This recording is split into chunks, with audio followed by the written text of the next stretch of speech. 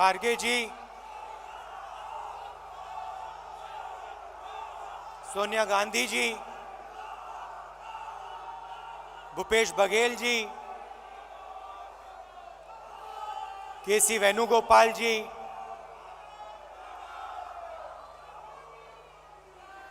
Priyanka Gandhi ji, stage पे Congress party के सब वरिष्ठ नेता,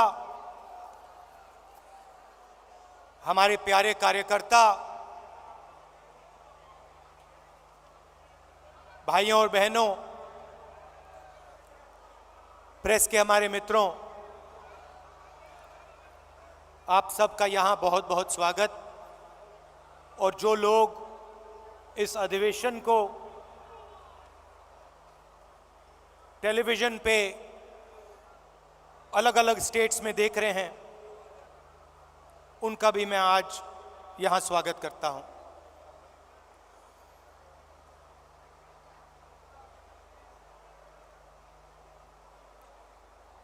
चार महीने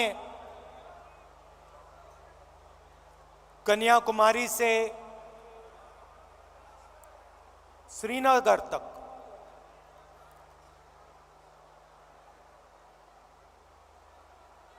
भारत जोड़ो यात्रा हमने की।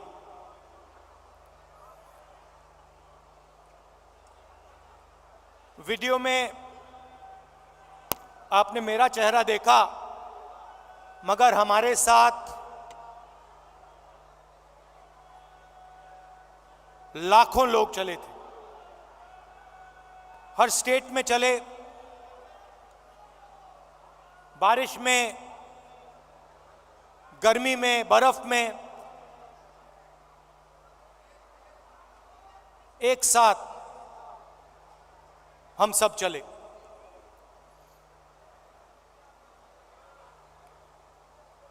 बहुत कुछ सीखने को मिला। अभी जब मैं वीडियो देख रहा था, मुझे बातें याद आ रही थी।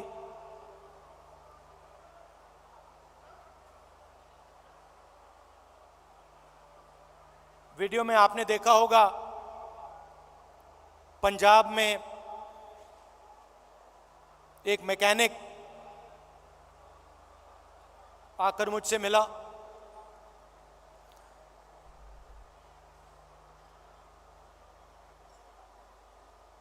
मैंने उसके हाथ पकड़े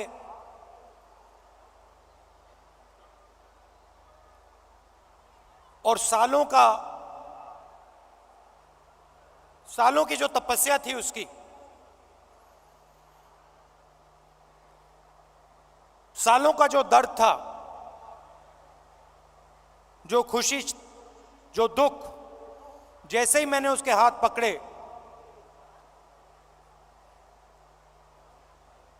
हाथों से मैंने बात पहचानी।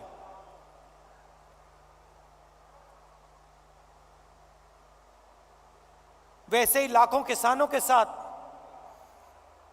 जैसे ही हाथ पकड़ते थे, जैसे ही हाथ मिलाते थे, गले लगते थे, एक ट्रांसमिशन सा हो जाता था। शुरुआत में बोलने की जरूरत होती थी, क्या करते हो, कितने बच्चे हैं, क्या मुश्किलें हैं। ये एक डेढ़ महीना चला, उसके बाद बोलने की जरूरत नहीं होती थी।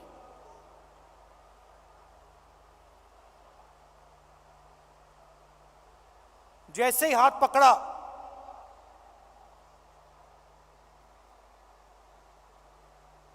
गले लगे, सन्नाटे में एक शब्द नहीं बोला जाता था,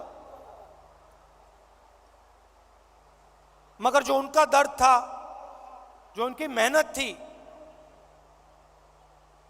एक सेकंड में मुझे समझ आ जाती थी। और जो मैं उनसे कहना चाहता था, बिना कुछ बोले वो समझ जाते थे। अभी मैंने देखा, आपने वो बोट रेस देखी होगी केरल में।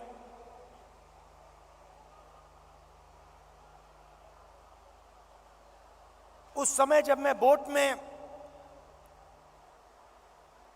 बैठा था,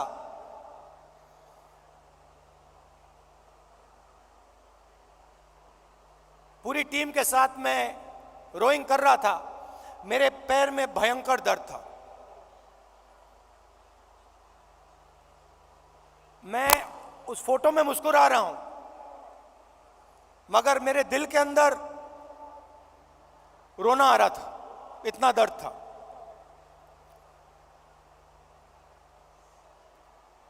मैंने यात्रा शुरू की, काफी फिट आदमी हूं, 10-12 किलोमीटर ऐसे ही दौड़ लेता हूं। घमंड था, मैंने सोचा था 10-12 किलोमीटर चल लेता हूं तो 20-25 किलोमीटर चलने में क्या बड़ी बात है। मेरी माइंड में यह था। पुरानी इंजरी थी, कॉलेज में चोट लगी थी फुटबॉल खेलते हुए, मुझे याद है। मैं दौड़ रहा था, मेरे दोस्त ने पीछे से अड़ंगी मार दी और घुटने में चोट लगी।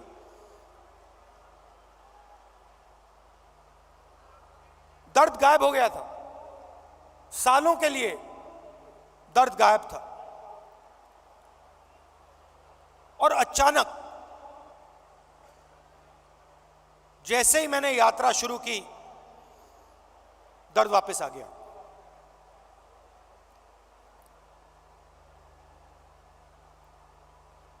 आप मेरे परिवार हो तो मैं कह सकता हूं आपसे,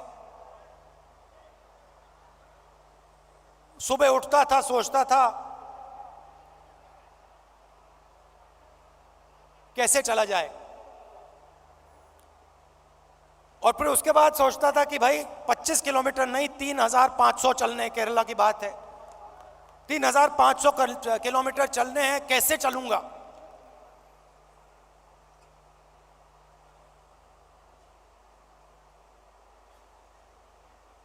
और फिर कंटेनर से उतरता था, चलना शुरू करता था, लोगों से मिलता। तो पहले 10-15 दिन में, जिसको आप अहंकार कह सकते हो, घमंड कह सकते हो, वो सारा गायब हो गया।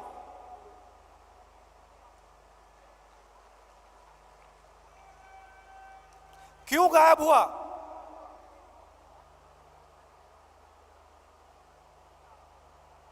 क्योंकि भारत माता ने मुझे मैसेज दिया,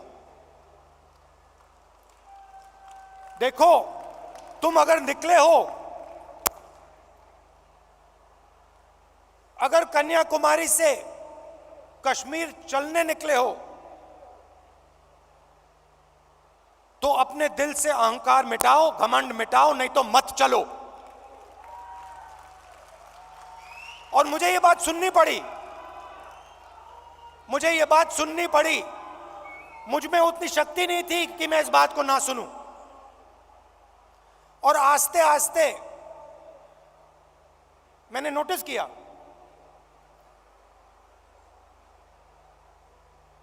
मेरी आवाज चुप होती गई।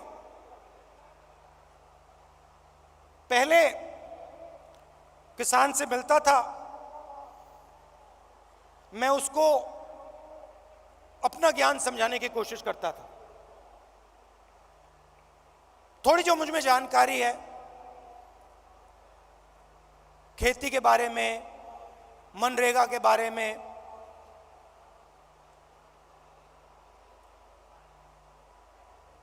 फर्टिलाइजर के बारे में, मैं कहने की कोशिश करता था।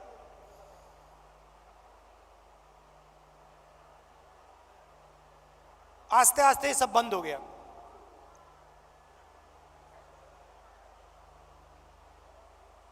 शांति सी आ गई।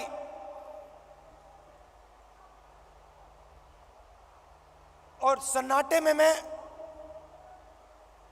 सुनने लगा।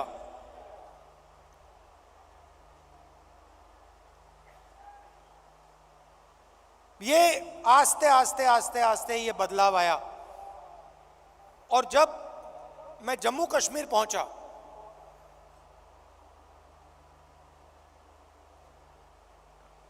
वो भी अजीब सी बात थी। जब मैं जम्मू कश्मीर पहुंचा, मैं बिल्कुल चुप हो गया।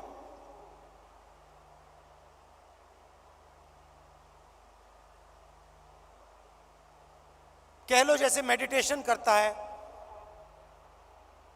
प्रियंका और मैं, विपासना करते हैं, वैसी बात हो गई कि बिल्कुल चुप हो गया मैं।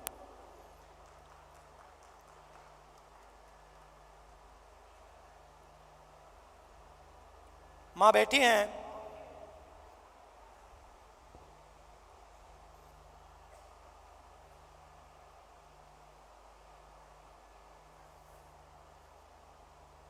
मैं छोटा सा था, 1977 की बात है।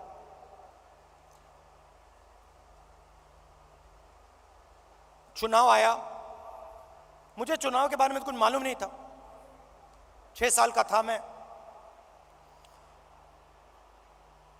एक दिन घर में अजीब सा माहौल था। मैं मां के पास गया, बैठी हुई हैं, इधर नहीं देख रही हैं।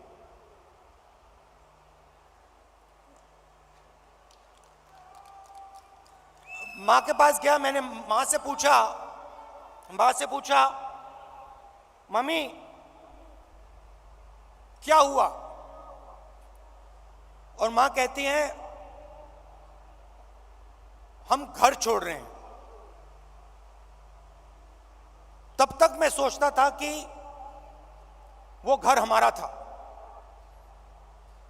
तो मैंने मां से पूछा,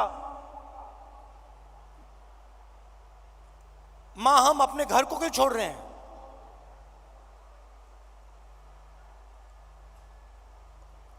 और पहली बार मां ने मुझे बताया कि राहुल ये हमारा घर नहीं है,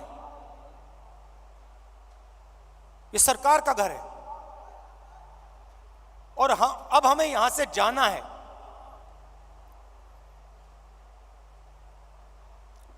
मैंने मां से पूछा, मां कहां जाना है? कहती है नहीं मालूम।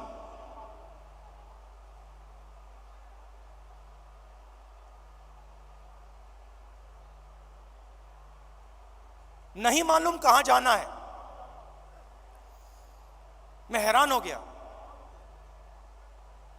मैंने सोचा था कि वो हमारा घर था।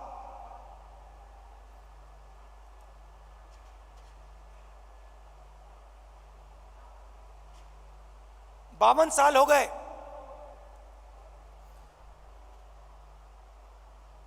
मेरे पास घर नहीं है, आज तक घर नहीं है। और हमारे परिवार का जो घर है वो इलाहाबाद में है, वो भी हमारा घर नहीं है। तो जो घर होता है उसके साथ मेरा बड़ा अजीब सा रिश्ता है। मैं 12 तुगलक लेन में रहता हूं, मगर मेरे लिए वो घर नहीं है।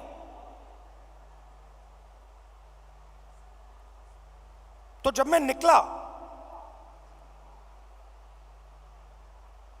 कन्याकुमारी से निकला, मैंने अपने आप से पूछा कि भाई मेरी जिम्मेदारी क्या बनती है। अब मैं चल रहा हूं, भारत का दर्शन करने निकला हूं, भारत को समझने के लिए निकला हूं। हजारों लाखों लोग चल रहे हैं, भीड़ है, मेरी क्या जिम्मेदारी है?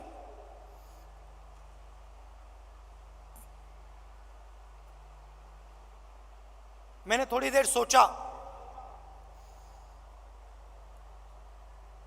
और फिर मेरे दिमाग में एक आइडिया आया।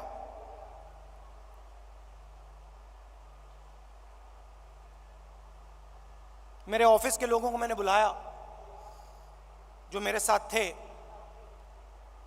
मेरे साथ चल रहे थे, मैंने उनको कहा देखिए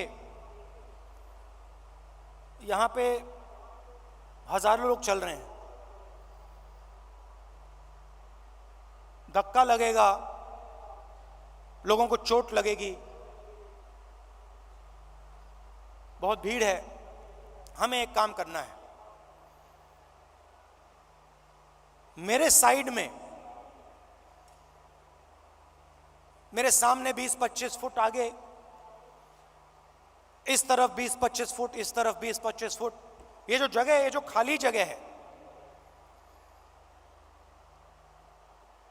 जिसमें हिंदुस्तान के लोग आएंगे, हमसे मिलने आएंगे,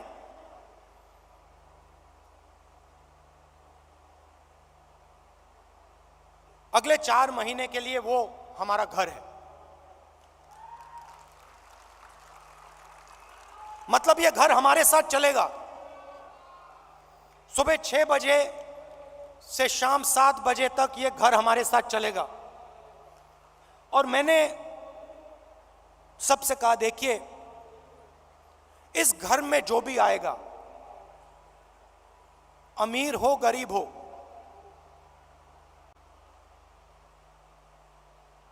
बुजुर्ग हो युवा हो बच्चा हो,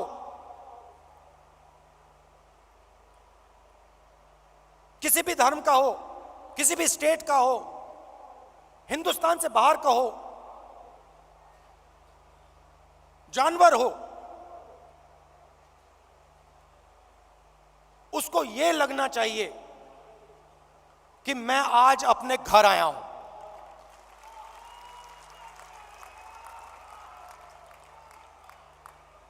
और जब वो यहां से जाए उसे लगना चाहिए कि मैं अपने घर को छोड़ के जा रहा हूं। छोटा सा आइडिया था, मगर इसकी गहराई मुझे तब नहीं समझ आई। जैसे ही मैंने यह किया,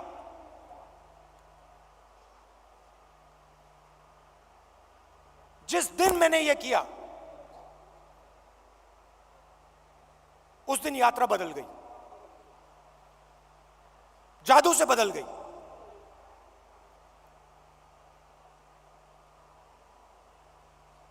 लोग मेरे साथ राजनीतिक बात नहीं कर रहे थे। मैंने क्या क्या सुना है मैं आपको बता भी नहीं सकता हूं।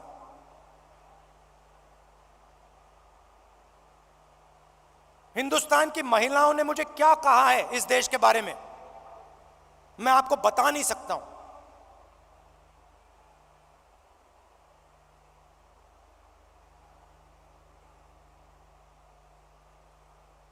युवाओं के दिल में डर क्या है, कैसा है, मैं आपको बता नहीं सकता, समझा नहीं सकता। कह सकता हूं मगर बता समझा नहीं सकता हूं। कितना बोझ उठा रहे हैं।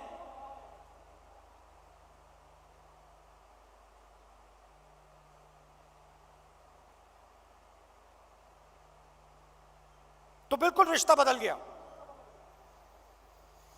एक उदाहरण देता हूं, पता नहीं आपने शायद नहीं देखा। चल रहे थे हम सुबह सुबह,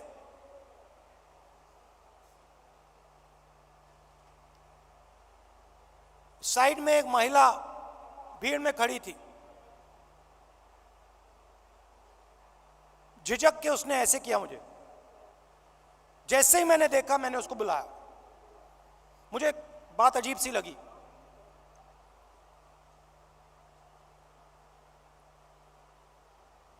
मेरे पास आई, मैंने हाथ पकड़ा, मुझे एकदम मालूम पड़ गया कि कुछ ना कुछ गलत है। जैसे मैं प्रियंका का हाथ पकड़ता हूं वैसे मैंने उसका हाथ पकड़ा था, कोई फर्क नहीं। मैंने सोचा उस समय सोचा ये मेरी बहन नहीं है, ये मैं क्या कर रहा हूं?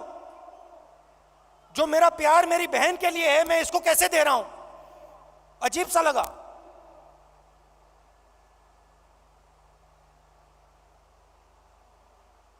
मुझे मेरा हाथ पकड़ती है, कहती है राहुल जी भैया, मैं आपसे मिलने आई हूं।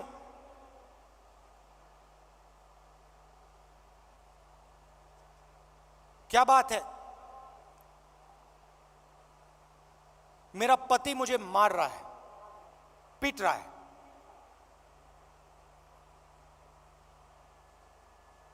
मैंने कहा कब? कहती है अभी अभी वो मुझे मार रहा था, मैं घर से भागी हूं आपसे मिलने। तो मैंने कहा कि पुलिस को बुलाएं। कहती है नहीं नहीं नहीं, पुलिस को नहीं बुलाइए।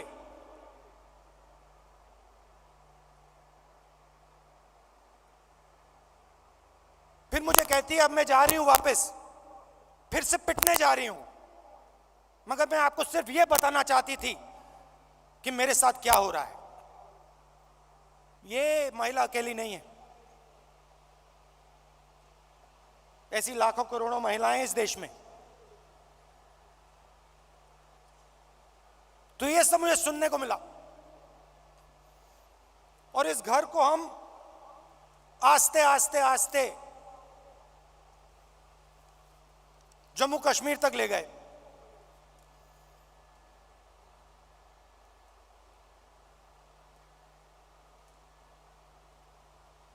पता नहीं, शायद मेरा परिवार सालों पहले वहां से आया।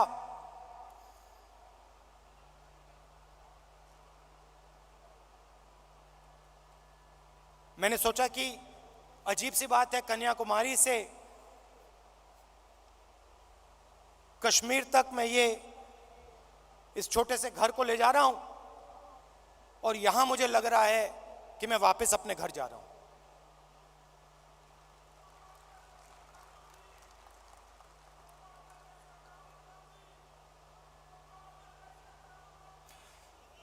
कश्मीर में हम घुसते हैं,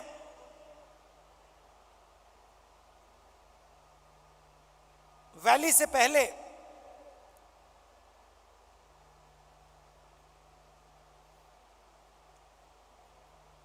बर्फ है, धूप है,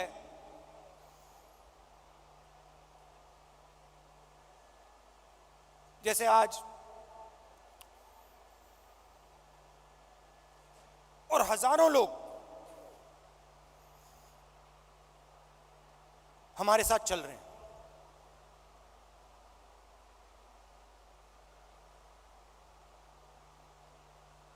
एक लड़का आता है मेरे पास, मेरे साथ चलता है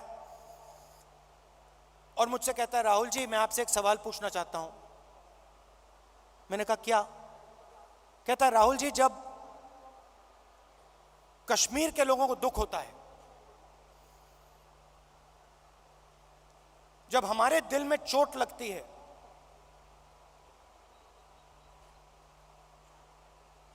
तो बाकी हिंदुस्तान के लोगों को खुशी क्यों होती है?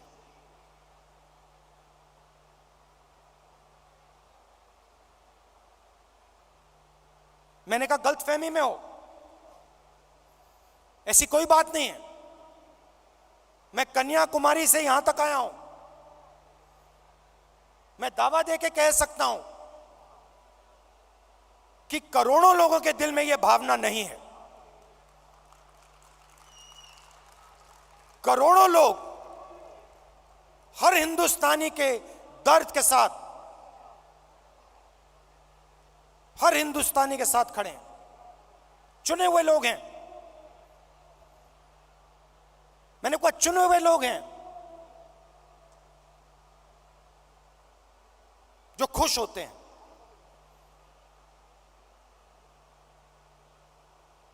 हजारों में होंगे, मगर हिंदुस्तान में करोड़ों लोग हैं। मेरी आंख में आंख मिलाता है, कहता है राहुल जी आज आपने मुझे बहुत खुश कर दिया, आपने मुझे बहुत खुश कर दिया।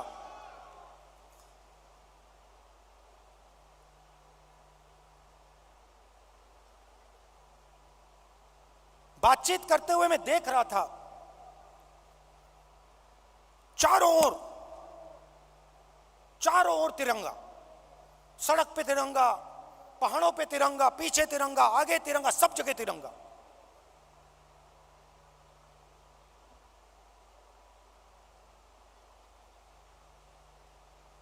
फिर हम वैली में घुसे। वैली में घुसते हैं,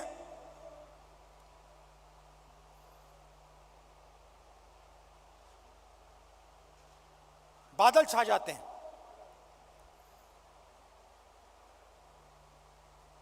धूप गायब हो जाती है, और जैसे ही हम घुसते हैं, पुलिस वालों ने हमें कहा था कि 2000 लोग आएंगे। मेरे सिक्योरिटी वालों ने सोचा था 2000 लोग आएंगे। जैसे ही हम घुसते हैं, वहां पे 40,000 लोग खड़े।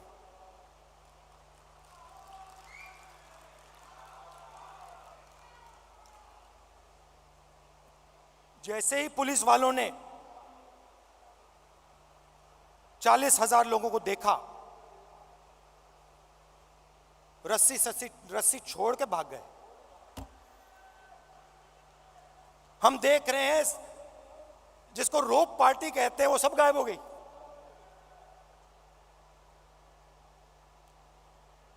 सब गायब हो गई।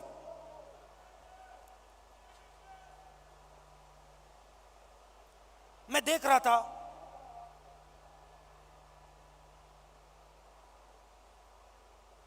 हिंदुस्तान के सबसे टेररिस्ट इन्फेस्टेड जिले में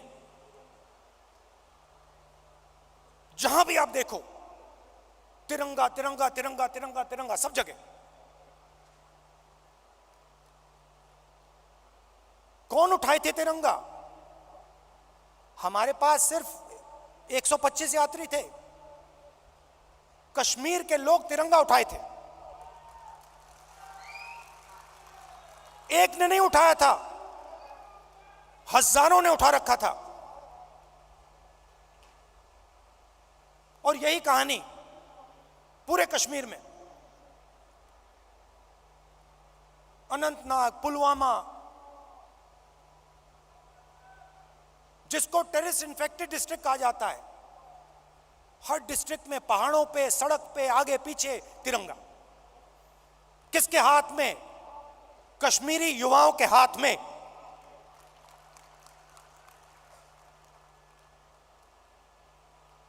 सीआरपीएफ के लोग मुझसे कह रहे, भैया ये तो हमने कभी जिंदगी में नहीं देखा, ये क्या हो गया?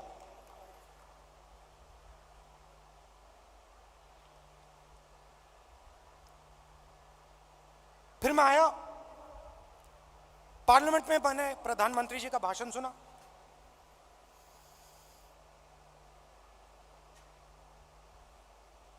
कहते हैं कि मैंने भी जाके लाल चौक में तिरंगा फहराया था।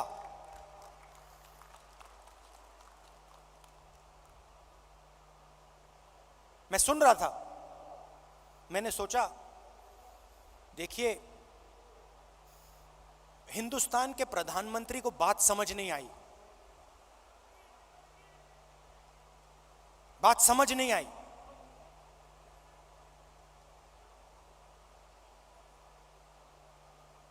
नरेंद्र मोदी जी ने बीजेपी के 15-20 लोगों के साथ जाकर लाल चौक पे तिरंगा फहराया। भारत जोड़ो यात्रा ने लाखों कश्मीरी युवाओं के हाथ से तिरंगा फहराया।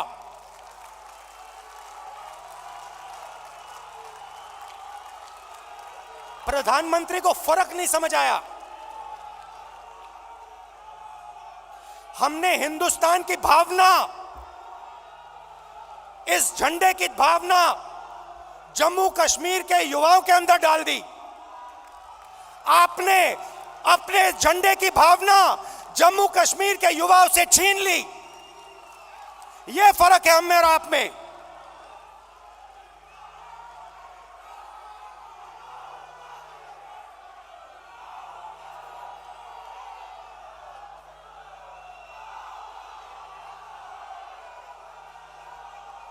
ये जो झंडा है, ये जो तिरंगा है, ये दिल की भावना है, ये दिल के अंदर से आती है। हमने इस भावना को कश्मीर के युवाओं के दिल के अंदर जगाया। हमने उनसे नहीं कहा कि भैया तुम्हें तिरंगा लहराना है, तुम्हें तिरंगा उठा के चलना है, नहीं, किसी से नहीं कहा। अपने आप आए, हजारों लाखों आए और अपने हाथ में तिरंगा उठा के चले। क्यों चले? मैं आपको बताता हूं। कश्मीरी युवा ने मुझे कहा, मुझे कहता है राहुल जी आज मैं आपके साथ तिरंगा लिए चल रहा हूं। जानते हो क्यों? मैंने कहा क्यों? कहते क्योंकि आपने हम पर और मुझ पर भरोसा किया है। आपने अपना दिल हमारे लिए खोला है और हम अपना दिल आपके लिए खोलेंगे।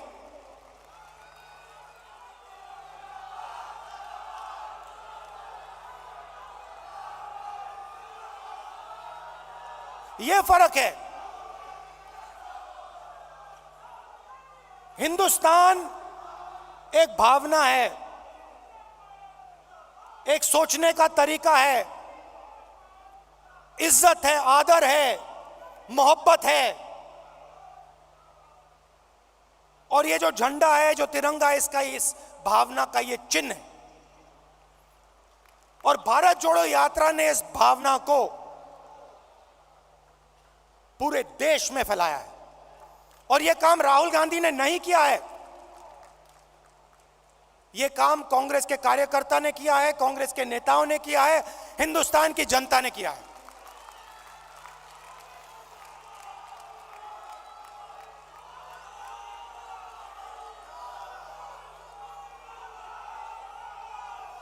अब देखिए सरकार की सोच के बारे में आज आपको बताना चाहता हूं। कुछ दिन पहले इंटरव्यू में एक मंत्री ने कहा कि चाइना की इकोनॉमी हिंदुस्तान की इकोनॉमी से बड़ी है, तो हम उनसे कैसे लड़ सकते हैं। चाइना की इकोनॉमी हिंदुस्तान की इकोनॉमी से बड़ी है, तो हम उनसे कैसे लड़ सकते हैं।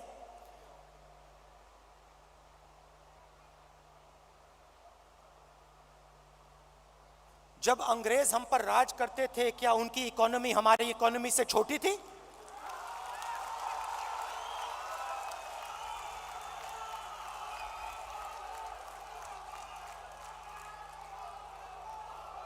लड़ाई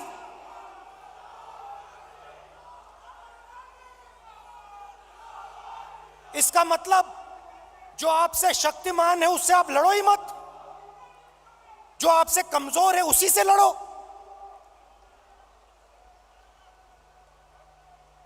इसको कायरता कहा जाता है।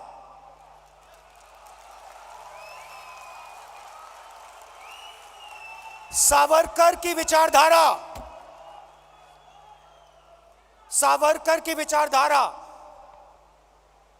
अगर जो आपके सामने आपसे तगड़ा है, मजबूत है, तो उसके सामने अपना सिर झुका दो, मत्था टेक दो। हिंदुस्तान के मंत्री कह रहे हैं, हिंदुस्तान का मंत्री चाइना से कह रहा है कि आपकी इकोनॉमी हमसे बड़ी है, तो हम आपके सामने खड़े नहीं हो सकते हैं। इसको क्या नेशनलिज्म कहते हैं? इसको देशभक्ति कहते हैं क्या? ये कौन सी देशभक्ति है? ये कौन सी देशभक्ति है? जो आपसे कमजोर है उसको आप मारो, और जो आपसे मजबूत है उसके सामने आप झुक जाओ। शब्द है इसके लिए। महात्मा गांधी कहते थे, सत्याग्रह की बात करते थे। सत्याग्रह का मतलब, सत्याग्रह का मतलब सत्ता के रास्ते को कभी मत छोड़ो, सॉरी, सत्य के रास्ते को कभी मत छोड़ो। इनके लिए एक नया शब्द है आरएसएस बीजेपी वालों के लिए, हम हैं सत्याग्राही, वो है सत्ताग्राही। ये सत्ता के लिए कुछ भी कर लेंगे, ये किसी से भी मिल जाएंगे, किसी के सामने झुक जाएंगे सत्ता के लिए। ये इनकी सच्चाई है। आखिरी बात, और मुझे बात समझ नहीं आई, पार्लियामेंट हाउस में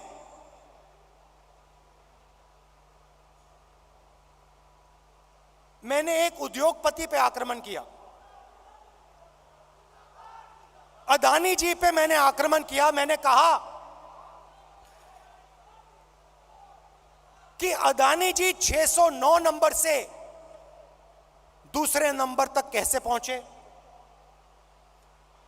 आपकी जो फॉरेन पॉलिसी बनती है, चाहे वो बांग्लादेश हो, चाहे वो इजराइल हो, ऑस्ट्रेलिया हो, श्रीलंका हो, सब जगह उनको फायदा मिलता है। इजराइल में सारे के सारे डिफेंस के कॉन्ट्रैक्ट मिल गए। श्रीलंका में एक व्यक्ति कहता है कि राजापाक्सा जी ने उन्हें कहा कि नरेंद्र मोदी जी ने दबाव डालकर अदानी जी को कॉन्ट्रैक्ट दिलवाया। तो मैंने सिर्फ एक सवाल पूछा, नरेंद्र मोदी जी, आपका अदानी जी से रिश्ता क्या है? मैंने और कुछ नहीं कहा, मैंने सिर्फ सवाल पूछा, भैया बता दो रिश्ता क्या है। और मैंने ऐसे फोटो दिखाई, उसमें नरेंद्र मोदी जी ऐसे बैठे हैं, नरेंद्र मोदी जी अदानी जी के हवाई जहाज में रिलैक्स करते हुए दिख रहे हैं। तो मैंने पूछा, भैया बता दीजिए रिश्ता क्या है। अब आपने नोटिस किया होगा कि पूरी की पूरी सरकार, सारे के सारे मंत्री अदानी जी की रक्षा करने लग गए।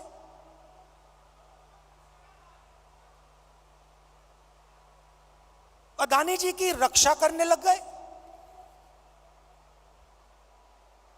कहते हैं जो अदानी जी पे आक्रमण करता है वो देशद्रोही है। मतलब अदानी जी देश के सबसे बड़े देशभक्त बन गए। और बीजेपी और आरएसएस इस व्यक्ति की रक्षा कर रही है। सवाल यह उठता है, रक्षा क्यों कर रही है? क्या है इस अदानी में जो बीजेपी और आरएसएस को, सब मंत्रियों को इसकी रक्षा करने की जरूरत पड़ रही है? नहीं, सुनिए, और सबसे बड़ा सवाल ये जो शेल कंपनीज हैं,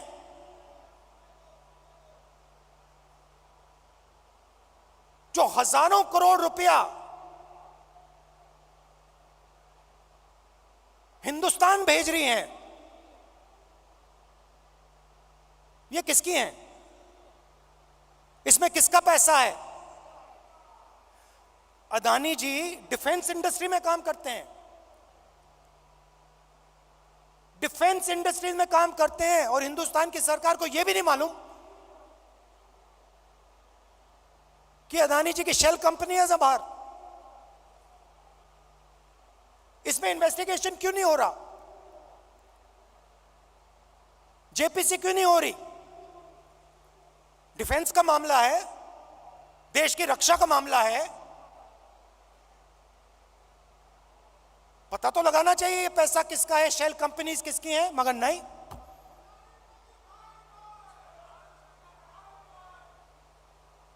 तो ये बहुत बड़ा सवाल है। एलआईसी का इन्वेस्टमेंट है, उनका नुकसान हुआ है। ऑस्ट्रेलिया में फोटो दिखती है, नरेंद्र मोदी जी बैठे हैं, स्टेट बैंक चेयरमैन बैठे हैं,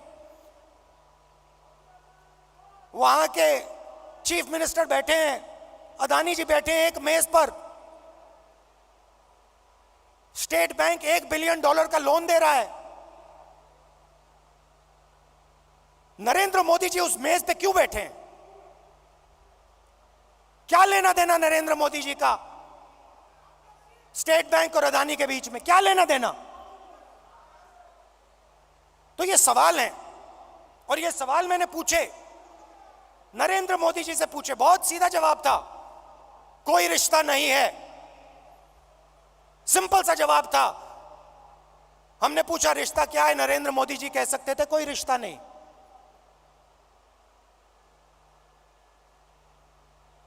मगर रिश्ता है।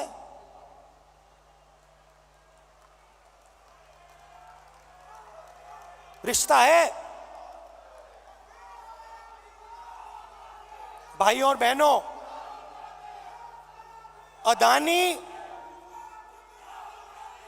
अदानी जी और मोदी जी एक हैं।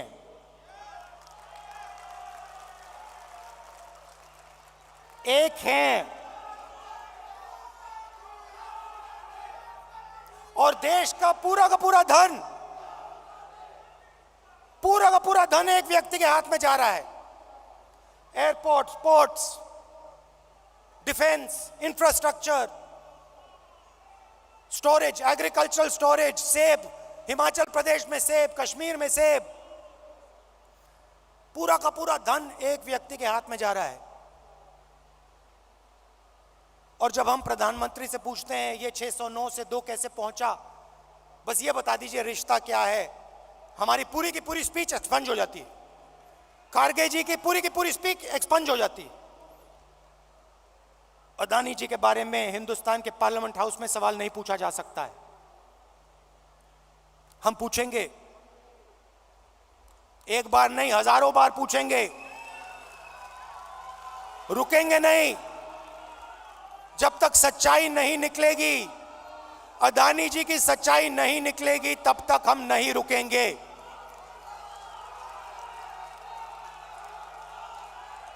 क्योंकि, और इसका एक कारण है भाई और बहनों, और खास तौर से जो लोग अदानी जी की कंपनी में काम करते हैं, उनसे मैं कहना चाहता हूं, ये आपकी जो कंपनी है, ये देश को नुकसान पहुंचा रही है। ये देश के पूरे इंफ्रास्ट्रक्चर को छीन रही है। भाइयों और बहनों, याद रखिए, आजादी की लड़ाई भी ईस्ट इंडिया कंपनी के खिलाफ हुई थी। वो भी एक कंपनी थी। उस कंपनी ने भी हिंदुस्तान का सारा धन, सारा इंफ्रास्ट्रक्चर,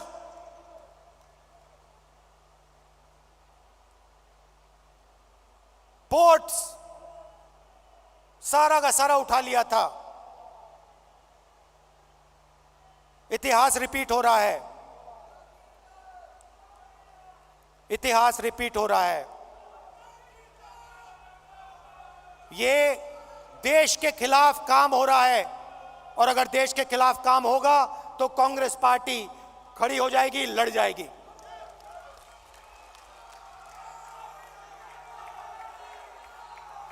आखिरी बात कहना चाहता हूं, देखिए, यह पार्टी तपस्वियों की पार्टी है। यह पुजारियों की पार्टी नहीं है। यह तपस्वियों की पार्टी है। यह तपस्या की पार्टी है। और आपने देखा छोटी सी तपस्या की, 4 महीने की तपस्या की, और आपने देखा कांग्रेस पार्टी में कैसी जान आई, कांग्रेस पार्टी के कार्यकर्ता में कैसी जान आई, देश में कैसी जान आई। तपस्या बंद नहीं होनी चाहिए।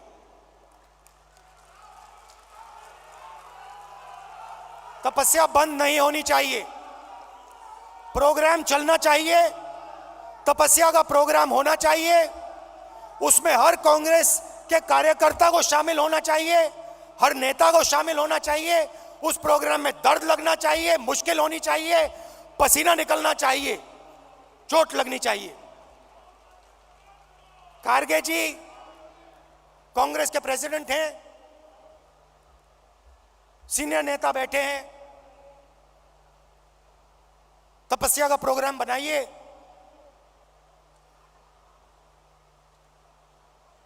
हम सब मिलकर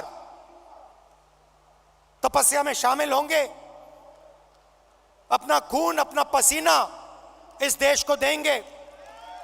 और जैसे मैं आपको गारंटी देता हूं, जैसे ही हम तपस्या में खड़े हो जाएंगे, पूरा का पूरा हिंदुस्तान हमारे साथ तपस्या में खड़ा हो जाएगा, क्योंकि यह देश तपस्वियों का है।